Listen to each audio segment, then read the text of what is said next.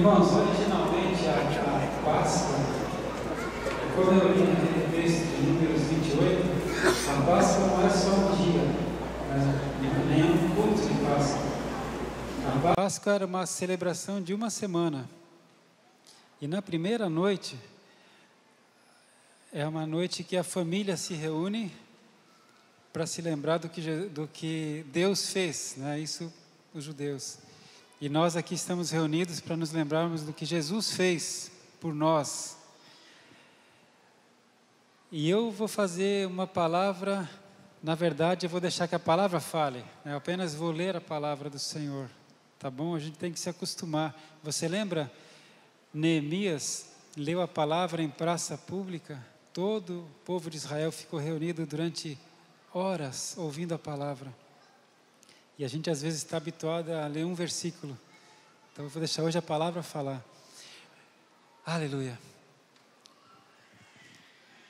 Irmãos, quando o povo de Deus, na época, Israel, estava escravizado no Egito, e eles ficaram 400 anos escravos, o povo de Deus tinha perdido até a identidade de Deus, né? Eles não tinham as escrituras, eles não tinham templo, eles estavam no Egito como escravos, eles não tinham mais nada. E Deus enviou Moisés como libertador. Deus tinha um plano de trazer o seu povo para a terra de Israel, onde eles vivem até hoje, o povo de Israel. E depois de uma batalha espiritual que foi travada entre os deuses do Egito e o Deus Criador, finalmente o coração do faraó foi quebrantado, e a Bíblia fala que o próprio Deus endureceu o coração de Faraó para mostrar o seu poder. Até gerações futuras saberiam o poder de Deus, e nós sabemos, né? Porque o coração de Faraó foi endurecido e Deus mostrou do que ele é capaz. Mas, finalmente, a que a gente conhece como as 10 pragas, né? A última praga era relativa à morte do primogênito, porque Faraó tinha um primogênito, ainda neném, recém-nascido, e ele prezava muito seu filhinho. E na noite que aconteceria, o anjo da morte ia passar por toda a terra do Egito. Deus avisou o seu povo: essa noite o anjo da morte vai passar pelo Egito. Cada casa, cada família de Israel, para que fique bem claro que Deus é todo poderoso e Deus abençoa quem Ele quer e quem quer ser abençoado por Ele. As pessoas pensam: Deus é pai, e Ele é pai de seus filhos. Deus é bom, e Deus é bom. Jesus falou: bom só o meu Pai que está no céu. Deus é justo, Ele é justo. E a gente pensa que pode viver do jeito que quer, porque Deus é pai, Deus é bom e Deus é justo. Mas quem vive como Deus deseja é bem-aventurado. Quem não vive como Deus deseja, passa por sérios problemas. Então naquela noite Deus tinha avisado o seu povo: cada família de Israel sacrifique um cordeiro macho de 1 ano de idade, sem nenhuma mancha, sem nenhum defeito, sem nenhuma enfermidade, um cordeiro puro, saudável, que seja digno de dar vida por essa família. E Deus nos deixou claro: olha, nessa noite, em todo o lar do Egito vai ter choro, vai ter pranto, porque vai morrer alguém. E o primogênito não é só o nenê, né? Eu sou primogênito, eu morreria. Eu sempre faço essa pergunta: quem aqui é o primogênito da sua família? Levanta a mão. Ou primogênita? Amém. Nesta noite, se nós não estivéssemos debaixo da graça de Deus, nós morreríamos. Então, aquele cordeiro ia dar a vida por aquela família. Era um ato muito especial, muito puro, muito santo. E Deus falou: e vocês sacrifiquem um cordeiro, cada casa. Se a família for muito pequena, para um cordeiro morrer por essa família, juntem 2 famílias, porque aquele cordeirinho vai dar vida por vocês. E vocês peguem o sangue do cordeiro, eu estou citando Êxodo capítulo 12. E vocês peguem o sangue do cordeiro e passem nos umbrais da porta, pelo lado de fora da casa.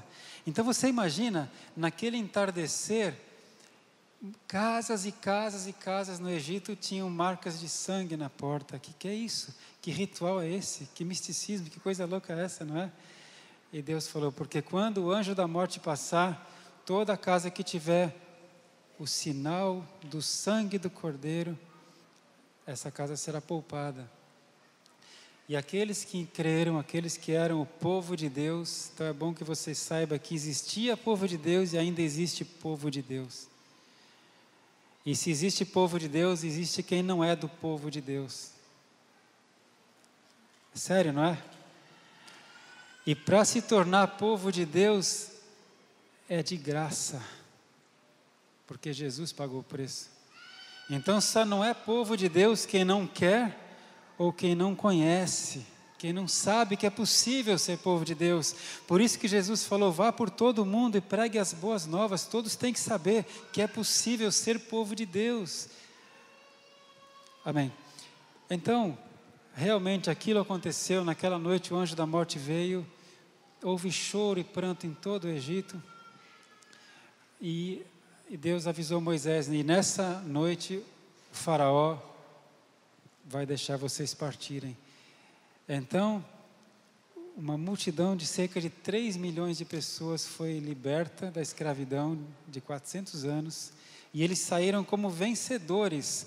O povo do Egito deu ouro, prata, roupas, tecidos, madeira, deu tudo para eles. E eles iam precisar de tudo isso para adorar a Deus no deserto, eles não sabiam. E Deus falava, Moisés, fala para Faraó, deixa o meu povo ir, caminho de 3 dias no deserto para me adorar. Eles nem sabiam o que era esse adorar a Deus e o que eles precisariam para adorar a Deus, porque eles estavam sem Deus há 400 anos. E quando eles chegaram no deserto, e Deus falou, Moisés, eu quero que vocês façam um tabernáculo, uma tenda, porque eu vou aparecer na tenda todo dia. Aleluia. E o que eles precisavam para fazer aquela tenda? Deus deixou detalhado, né? Ouro, cobre, prata, tecidos de púrpura, carmesim, lã, couro, madeira de acácia. E eles tinham tudo porque o Egito deu tudo para eles. Amém. Só que Deus falou, Moisés, escreve, e está aqui escrito. Escreve. Hoje eu estou com a Bíblia judaica completa. É muito bem. Escreve, porque o meu povo, todo ano, nesse mesmo dia, desse mesmo mês, deve celebrar a Páscoa, para nunca se esquecer do que eu fiz por vocês. Obrigado. Celebrem a Páscoa todos os anos. Então, desde aquela época, 2000 anos atrás, Israel celebra a Páscoa todo ano. E o povo de Israel relembra que um dia Deus libertou todo o povo e fez com que eles voltassem a ser povo de Deus. Amém? Na nossa geração, na nossa época, entrou um coelhinho da Páscoa no meio. Os modernos, os sábios, os cultos, os poderosos, nem sabem o que é Páscoa. Quando fala de Páscoa, lembra de chocolate, lembra de coelhinho. Mas Deus está resgatando para o povo de Deus o que é a Páscoa. Então vocês se lembram que naquela noite o cordeiro foi sacrificado. 2000 anos depois veio João Batista com uma missão de anunciar e preparar a vinda do Messias. Messias quer dizer ungido, Cristo, né? Ungido de Deus. E João Batista, quando viu Jesus se aproximando dele, falou, eis o Cordeiro de Deus, que tira o pecado do mundo. Porque aquele cordeirinho da Páscoa deu a vida por aquela família, não é? E João Batista disse, da parte de Deus, que o Cordeiro de Deus, que é Jesus Cristo, dá a vida pela humanidade, para que a gente possa voltar a ser povo de Deus. Se você tem Jesus Cristo, e você o ama e o serve e guarda os seus mandamentos, irmão. Jesus falou: quem me ama, guarda os meus mandamentos e os segue. Guardar não quer dizer pôr na estante aberta no Salmo 91. Guardar é cumprir, praticar. Amém? Aí você pode se tornar povo de Deus. E Deus dá um selo. Quem se torna povo de Deus, porque recebe Jesus como Senhor, crê em Jesus Cristo e procura viver uma vida cristã, recebe o Espírito Santo. Mistério. O Espírito Santo habita no cristão. Esse é o selo, esse é o sinal. E aí hoje, na noite da Páscoa, enquanto o Cordeiro era sacrificado, Jesus Cristo foi sacrificado, porque Ele é o Cordeiro de Deus que tira o pecado do mundo. Amém? E a partir de Jesus, a Bíblia fala que agora não tem mais judeu e nem não judeu. Agora Cristo é um em todos. Tanto é que quando Jesus morreu na cruz, no momento que Ele morreu, o véu do templo foi rasgado. Ninguém rasgou, Deus rasgou. O véu do templo foi rasgado e o Santo dos Santos foi profanado. Deus estava mostrando, começa uma nova aliança, começa um novo relacionamento entre Deus e os homens. O povo de Deus agora não é mais Israel. O povo de Deus agora é todo aquele que recebe Deus como Salvador. Judeus e não judeus. O véu foi rasgado, o templo foi aberto e a salvação foi estendida. E assim como Deus tinha dito através de Moisés: todo ano vocês celebrem a Páscoa para se lembrar que eu fiz de vocês o meu povo. Jesus falou para os seus discípulos: todas as vezes que vocês se reunirem para partir o pão e compartilhar do cálice, lembrem-se que eu fiz uma aliança com vocês, a nova aliança, ou o Novo Testamento. Então a gente está aqui hoje para celebrar a nova aliança com Cristo, aleluia, que foi feita na noite da Páscoa, porque a Páscoa é uma aliança, e Jesus não mudou a aliança, Jesus estendeu a aliança, né? A salvação foi estendida a todos, glória a Deus. Então vamos ler, eu fiz todo esse preâmbulo para entrar na palavra, e agora só a palavra vai falar. Eu vou ler Marcos capítulo 14, Marcos 14, a partir do versículo 10. Eu dei a referência para você, mas como eu vou ler nesta versão, é uma outra versão não muito lida por nós, a versão judaica completa. Aqui ele fala em Pessah, fala em Talmudim, em Matzah, Brachá. Eu vou traduzir essas palavras para o português. Mas se você quiser só ouvir em vez de acompanhar, talvez você aproveite mais, tá? Porque você vai ler, está um pouquinho diferente da sua versão. Eu vou ler Marcos 14, 10. Então, Judas Iscariotes, um dos 12, foi aos principais sacerdotes a fim de lhes entregar Jesus. Eles ficaram contentes ao ouvir isso e prometeram lhe dar dinheiro. Ele começou a procurar uma boa oportunidade para trair Yeshua, Jesus. No primeiro dia dos pães asmos, quando o cordeiro da Páscoa era sacrificado, os discípulos de Jesus lhe perguntaram: aonde você quer que vamos e preparemos a ceia? Ele enviou 2 discípulos com as seguintes instruções: vão à cidade, e um homem carregando um pote de água virá ao encontro de vocês. Sigam-no, e na casa que ele entrar, digam que o mestre pergunta: onde é a sala de hóspedes, preparada para mim, onde eu posso comer a refeição da Páscoa com os meus discípulos? Ele lhes mostrará um grande quarto no andar superior da casa, mobiliado e pronto. Façam os preparativos ali. Os discípulos saíram, chegaram à cidade e encontraram tudo como ele lhes dissera, e prepararam a ceia. Aleluia. Você se lembra quando os cobradores de impostos vieram até Pedro e falaram: Pedro, a gente está aqui para pegar os impostos que vocês devem. E Pedro foi até Jesus e falou: mestre, os cobradores de impostos estão aí e a gente não tem dinheiro para pagar o imposto para César. O que a gente faz? Pedro era pescador. Jesus falou: Pedro, vai ali no Mar da Galileia, que é um lago, né? Vai no Mar da Galileia e vai pescar. E o primeiro peixe que você pescar, abre a barriga dele. Pedro já sabia com quem ele andava. Uma vez, quando Jesus tinha dito: lança a rede ao mar, Pedro falou: Senhor, passei a noite inteira lançando a rede ao mar, não peguei nada, e agora o Senhor fala para lançar a rede ao mar? Eu vou lançar por causa da tua palavra. E quando Pedro lançou a rede ao mar, o que aconteceu?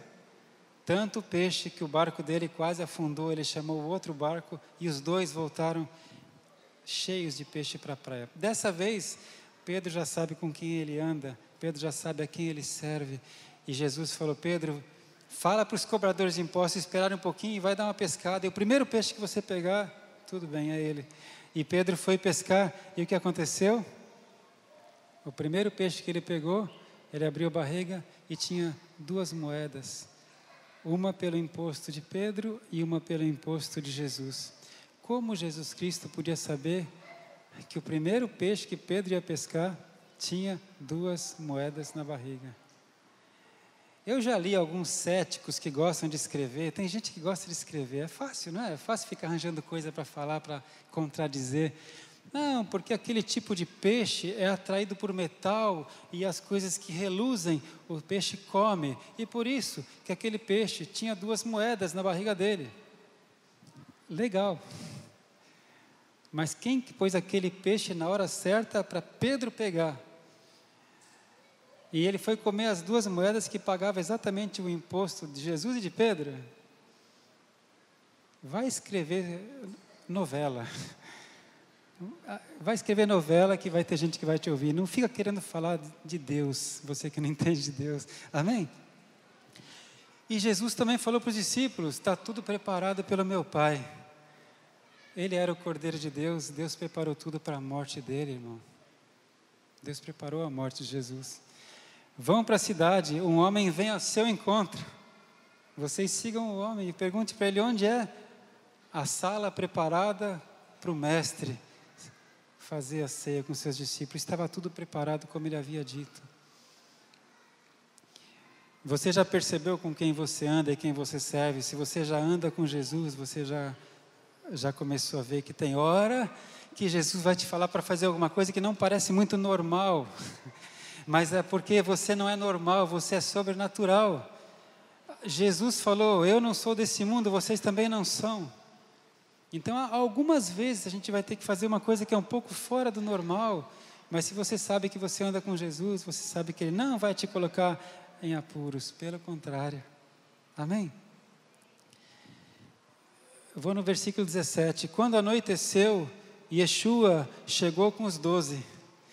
Enquanto estavam reclinados, comendo, Jesus disse: eu lhes digo que um de vocês me trairá. Eles ficaram muito abalados e começaram a lhe perguntar, um após o outro: você não acha que sou eu, acha? É um dos 12, ele lhes disse. Alguém que mergulha a matzá, o pão asmo, no prato comigo. Pois o Filho do Homem morrerá, como dizem as Escrituras que vai acontecer. Mas ai do homem por quem o Filho do Homem será traído. Seria melhor para ele nunca ter nascido. Enquanto estavam comendo, Jesus pegou um pedaço de pão asmo e disse a bênção, partiu e deu a eles e disse: peguem, este é o meu corpo. Nessa noite, os judeus já estavam comendo o cordeiro. E Jesus pegou e falou: olha, esse é o meu corpo, né? O Cordeiro de Deus, aquele pão. Ele também pegou um copo de vinho e disse a bênção, a brahá, e o deu a eles, e todos eles beberam, e ele lhes disse: este é o meu sangue que confirma a nova aliança, o meu sangue derramado a favor de muitas pessoas. Eu lhes digo que não beberei deste fruto da videira novamente, até o dia em que tomarei o vinho novo no reino de Deus. Aleluia. Na Páscoa, eles não bebiam o sangue de Jesus, eles bebiam vinho, que simbolizava aquele vinho que foi colocado no umbral da porta, o vinho que trouxe a libertação, né, para eles. E agora Jesus fala: esse cálice é o meu sangue, o sangue da nova aliança, derramado em favor de muitos. Amém? Então ali o Cordeiro de Deus se apresentou como Cordeiro de Deus, né? Esse é o meu corpo e esse é o meu sangue. Vocês estão participando de uma nova aliança de Deus com o ser humano. Aleluia. Depois de cantar o hino, partiram em direção ao Monte das Oliveiras, e Jesus lhes disse: todos vocês perderão a fé em mim. Ouça isso. Os 12, que eram os discípulos diretos, os apóstolos, que conviveram com Jesus 3 anos e meio, que viram os milagres e participaram dos milagres, né? A multiplicação dos pães e dos peixes, eles participaram do milagre. Pedro andou sobre as águas. Pedro, Tiago e João viram a transfiguração de Jesus. Jesus falou: nesta noite todos vocês perderão a fé em mim, porque está escrito: ferirei mortalmente o pastor e as ovelhas serão dispersadas. Mas depois de eu ter sido ressuscitado, irei à frente de vocês para a Galiléia. Pedro lhe disse: ainda que todos os outros percam a fé em você, eu não o farei. Jesus respondeu: eu lhe digo que nesta mesma noite, antes que o galo cante 2 vezes, você me negará 3 vezes. Pedro, porém, continuou insistindo: ainda que eu tenha de morrer com você, nunca o negarei. E todos eles disseram o mesmo. Eles foram para um lugar chamado Getsêmani, e Jesus disse aos discípulos: sentem-se aqui enquanto eu oro. E levou consigo Pedro, Tiago e João, que eram os mais preparados. Pedro, Tiago e João estavam nos momentos mais delicados da vida de Jesus. Grande tristeza e angústia caíram sobre ele. Viu, irmão? Nessa noite, na noite que ele deu a vida por você e por mim, grande tristeza e angústia caíram sobre ele. E ele disse: o meu coração está tão cheio de tristeza que poderia morrer. Fiquem aqui e permaneçam acordados. Pedro, Tiago e João. Indo um pouco adiante, ele caiu ao chão e orou para que, se possível, a hora fosse afastada dele. E ele disse: Abba, que quer dizer querido Pai, todas as coisas são possíveis para ti, afasta de mim este cálice. Você já fez algum dia uma oração assim para Deus? Uma oração assim: Deus, o Senhor pode tudo, o Senhor é o Todo-Poderoso, o Senhor pode todas as coisas, faz isso para mim, não deixa eu passar por isso, não deixa acontecer aquilo. Você já fez uma oração assim? Jesus fez. Pai, se for possível, afasta essa hora, empurra um pouco mais, protela um pouco mais. Ele estava aflito. Se for possível. Contudo, não seja o que eu quero, mas o que tu desejas. E essa oração você já fez? Mas não seja como eu quero, Senhor, seja o que o Senhor deseja. Amém. Ele chegou e os encontrou dormindo e disse a Pedro: Simão, você está com sono? Não pôde ficar acordado nem por 1 hora? Acorde e ore para que você não seja testado. O espírito de fato está animado, mas a natureza humana é fraca. Acontece com você? O espírito está animado, mas a natureza humana é fraca. Eu tenho vivido isso muito, muito na pele. Às vezes eu estou me sentindo bem, eu estou firme, eu estou novo, o meu espírito fala, vamos lá. E a natureza humana Aí fala, não, calma aí, senta um pouco. E Jesus falou, então, vigia e ora. Outra vez, Jesus foi e orou, dizendo as mesmas palavras para o Pai. Se for possível, afasta de mim essa hora, mas seja feita a tua vontade, não a minha. E voltou, novamente chegou e os encontrou dormindo, porque os seus olhos estavam muito pesados. Eles não sabiam o que lhe responder. Na terceira vez, Jesus chegou e lhes disse, agora, continuem dormindo, descansem, é suficiente. A hora chegou, vejam, o Filho do Homem, que é Ele, será entregue nas mãos de pecadores. Levantem-se, vamos, aí vem o meu traidor. Enquanto Jesus estava falando, Judas, um dos 12, se aproximou e com ele estava uma multidão portando espadas e varas da parte dos principais sacerdotes, dos mestres da lei e dos anciãos.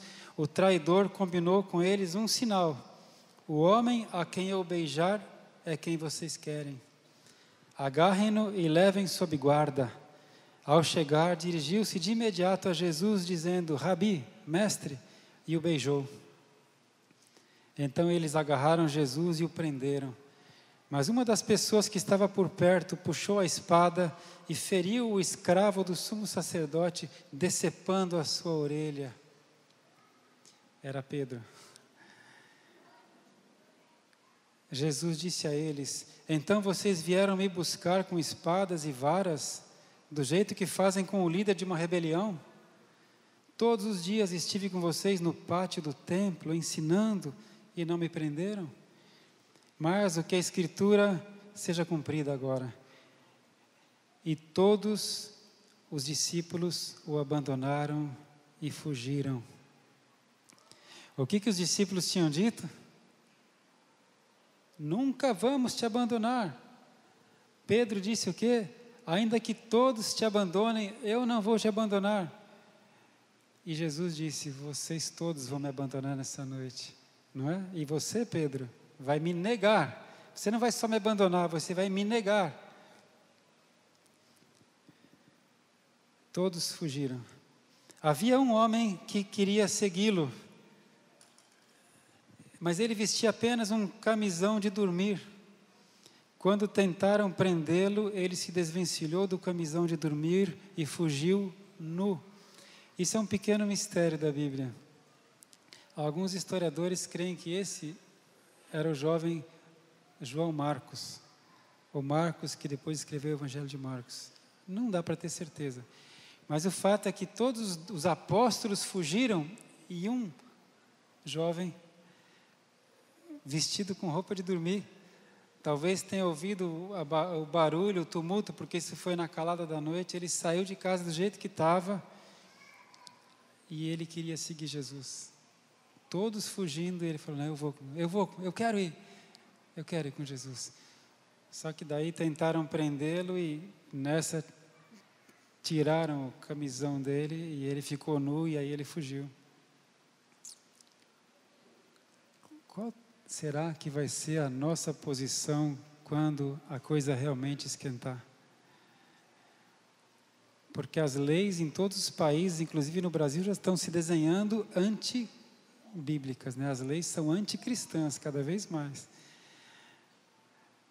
Nunca vou te deixar, Jesus, nunca vou te abandonar, vou contigo até a morte, se for preciso. Eles levaram Jesus ao sumo sacerdote e com ele estavam reunidos todos os principais sacerdotes, anciãos e mestres da lei. Pedro os seguiu à distância, até o pátio do sumo sacerdote, onde ele se sentou com os guardas e se aqueceu junto ao fogo. Pedro estava preocupado com o frio que ele sentia. A gente sabe, porque os 4 evangelhos descrevem o que aconteceu com Jesus, Eu estou lendo Marcos, que é o evangelho mais sucinto. Marcos foi escrito basicamente para os romanos, por isso ele é o evangelho mais objetivo, Mateus foi escrito para os judeus, Lucas para os gregos, Marcos para os romanos e João para todos. Mas a gente sabe que Jesus, nessa altura, já tinha apanhado, já foi esbofeteado, já está machucado, já está torturado. Vai ser muito mais ainda quando ele for levado para os 600 soldados romanos. Mas ele já está muito machucado, Jesus, já passou a noite inteira apanhando na casa do sumo sacerdote. E Pedro está preocupado com o frio. Ele está ali se aquecendo.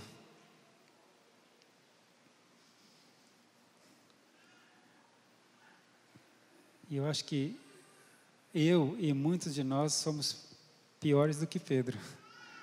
Apesar da nossa roupa bonita e porque a gente está aqui, né? Pedro, como é que você fez isso? Ele estava se aquecendo junto ao fogo. Os principais sacerdotes e todo o sinédrio tentavam encontrar alguma evidência contra Jesus, para que pudessem condená-lo à morte, mas não encontravam nada. Você lembra que o cordeiro da Páscoa era um cordeirinho macho de 1 ano de idade, puro, sem doença, sem mancha, né? O cordeiro para ser digno do sacrifício. E Jesus também, ele veio como homem e nunca pecou. E não encontraram nada contra ele, nada. Pois muitas pessoas deram falso testemunho contra ele, mas os testemunhos eram incoerentes. Alguns se levantaram e deram este falso testemunho. Nós o ouvimos dizer: destruirei este templo feito por mãos humanas, e em 3 dias construirei outro, não feito por mãos de homens. Mesmo assim, o testemunho deles era incoerente.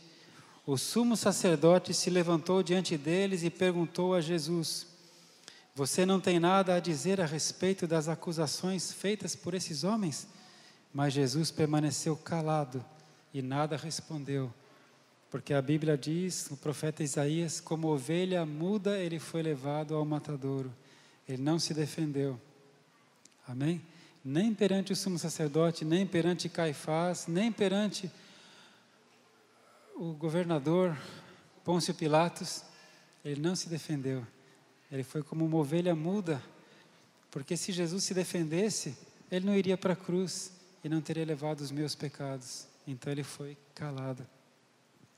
Outra vez o sumo sacerdote lhe perguntou: você é o Messias, o Filho do Deus bendito? E ele não podia mentir. Ele falou: eu sou. Você é o Messias, o Cristo, o Filho do Deus bendito? Eu sou. E um detalhe, já falei isso, né? Que na língua hebraica não existe o verbo ser na primeira pessoa do singular. Não existe eu sou. Por quê? Porque eu sou é Deus. Em hebraico eu falo Ani Alexandre. Eu, Alexandre. Eu não falo eu sou Alexandre. Porque quando Moisés perguntou para Deus, lá na sarça ardente no deserto: qual é o seu nome, Senhor? Quem é o Senhor? Para que eu possa dizer para esse povo lá no Egito. Eles conhecem todos os deuses do Egito, mas não conhecem o Senhor. Qual é o seu nome? Êxodo capítulo 4. E Deus disse: Moisés, diga a eles que eu sou te enviou. Eu sou o grande eu sou. Sem princípio nem fim, o alfa e o ômega, de eternidade a eternidade, o autoexistente, eu sou, é o meu nome, Yahvé. Amém? E aqui Jesus disse para o sumo sacerdote: eu sou. Eles entenderam bem isso. Além disso, disse Jesus: vocês verão o Filho do Homem sentado à direita do Todo-Poderoso e vindo com as nuvens do céu. Com isso, o sumo sacerdote rasgou as suas roupas e disse: por que precisamos de mais testemunhas? Vocês o ouviram blasfemar. Qual é a sua decisão? E todos eles o declararam culpado e réu e merecedor da pena de morte. Qual foi? Ele disse que ele era Deus. Mas ele é Deus. E ele foi morto porque ele é Deus. Na verdade, ele foi morto porque ele te ama. Ele queria fazer de você e de mim povo de Deus. A salvação era dos judeus e ela foi estendida a todos. E hoje eu entendo porque que Deus fala, ore pela paz de Jerusalém. Ore por Israel. Porque como diz o apóstolo Paulo lá em Romanos, deles veio a lei veio deles, as promessas, os profetas vieram deles. Eles são a videira e nós somos os ramos enxertados na videira. Então a gente tem que orar por Israel, irmãos. Até hoje em dia ainda tem países civilizados, na minha opinião, civilizado entre aspas, que simplesmente quer varrer Israel do mapa. Você sabia disso? Imagina se alguma nação ou nações falassem assim, o Brasil tem que ser exterminado, o Brasil tem que acabar, tem que ser destruído, todo brasileiro tem que morrer. Você aceitaria isso? Como assim? Por quê? Porque você é brasileiro.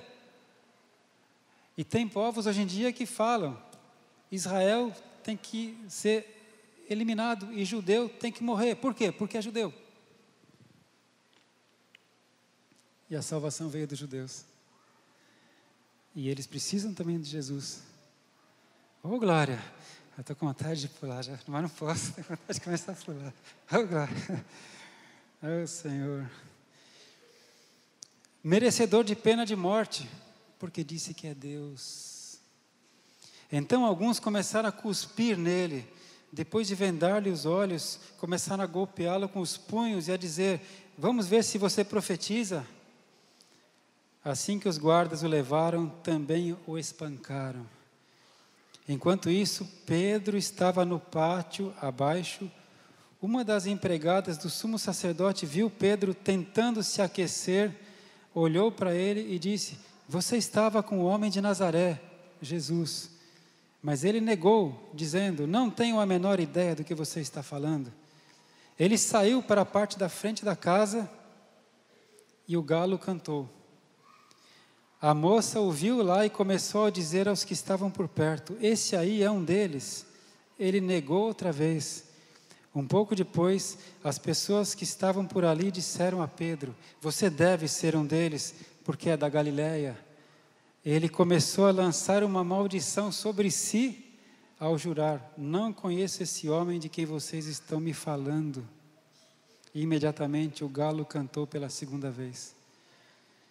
Então Pedro se lembrou do que Jesus lhe dissera, antes que o galo cante 2 vezes, você me negará 3 vezes. E lançando-se ao chão, chorou. Irmão, Pedro chegou a blasfemar, lançar maldição sobre si mesmo e jurando, porque ele sabe que ninguém deve jurar. Não conheço esse homem de que vocês estão me falando. E quando o galo cantou, ele caiu em si e começou a chorar. Eu vou encerrar a leitura da palavra nesse ponto, para dizer uma coisa para você. Talvez você não se ache ou não se sinta digno de ser um cristão. Você acha que ficou como a situação de Pedro depois desse momento? Você acha que ele ainda se sentia discípulo de Jesus depois dessa? Mas quando Jesus ressuscitou no 3º dia, e essa vez calhou, né, bem, porque a Páscoa judaica nem sempre cai na sexta-feira, essa vez caiu na sexta. E no 3º dia Jesus ressuscitou, no domingo. Então esse ano vai cair certinho. Quando Jesus ressuscitou, e quando ele se apresentou ali no túmulo vazio para as 2 mulheres, ele falou para elas, vão e contem para os meus discípulos e a Pedro que eu ressuscitei. Você lembra dessa? Digam para os meus discípulos e para Pedro que eu ressuscitei. Por que você acha que Jesus fez essa menção especial a Pedro? Provavelmente Pedro nem se sentia mais discípulo. Ele tinha negado o mestre e com um juramento ele disse, eu não conheço esse homem de quem vocês estão falando. Mas o amor de Jesus é tão grande que ele falou: vão lá, contem para os meus discípulos e para Pedro que eu ressuscitei. E quem foi que veio correndo com essa notícia, veio correndo para o túmulo? Pedro e João. Ali Pedro entendeu: ele ainda me ama. Um dia ele falou para mim que eu tenho que perdoar 70 vezes 7. Eu acho que ele me perdoou. Eu estou imaginando o que Pedro pensou. E ele foi correndo para encontrar Jesus ressurreto no túmulo vazio. Eu queria falar isso para você hoje. Não importa o que você já fez, o que você já deixou de fazer. Se você quiser ser discípulo de Jesus Cristo, Ele te ama e Ele te perdoa de novo. E se Ele tivesse que morrer por você de novo, Ele morreria de novo. Está escrito. Mas uma coisa também vou te dizer: uma hora termina e você morre ou Ele volta. E aí não tem mais apelação. O profeta Isaías falou assim: buscai o Senhor enquanto se pode achar, invocai-o enquanto Ele está perto. O tempo da salvação, como diz em Hebreus capítulo 4, é agora. Não endureça o vosso coração como o povo de Deus endureceu no deserto. A salvação é agora. E como Jesus falou para daquela mulher, ela fez o que ela podia por mim. O que ela podia, ela fez por mim. Amém? Jesus te ama. Você é digno de ser povo de Deus, é digno. Ah, mas e toda a minha sujeira, todos os meus pecados, e os meus pensamentos, e os meus atos, Jesus levou na cruz. Mas o que Ele pede para você? Vai, não peques mais. Seja melhor a partir de agora. Arrependa-se. E a gente tem hoje uma noite muito linda, muito especial, para se lembrar disso, de que Jesus tem uma aliança comigo. Ele morreu por mim para que eu seja melhor, para que você seja melhor. Amém? Lindo. Pai, muito obrigado, Senhor, por Tua palavra que é viva. Ô Senhor Jesus, eu te agradeço, porque o Senhor deixou o reino dos céus, o Senhor deixou a Tua glória, o Senhor se esvaziou e veio como homem humilde, morreu morte de cruz. Obrigado porque o Senhor levou os nossos pecados, Senhor Deus. Obrigado por essa nova aliança, porque agora nós fazemos parte do Teu povo, Senhor. Espírito Santo, eu te peço em nome de Jesus que nesse momento, desse memorial, o verdadeiro significado dessa Páscoa possa entrar nos nossos corações.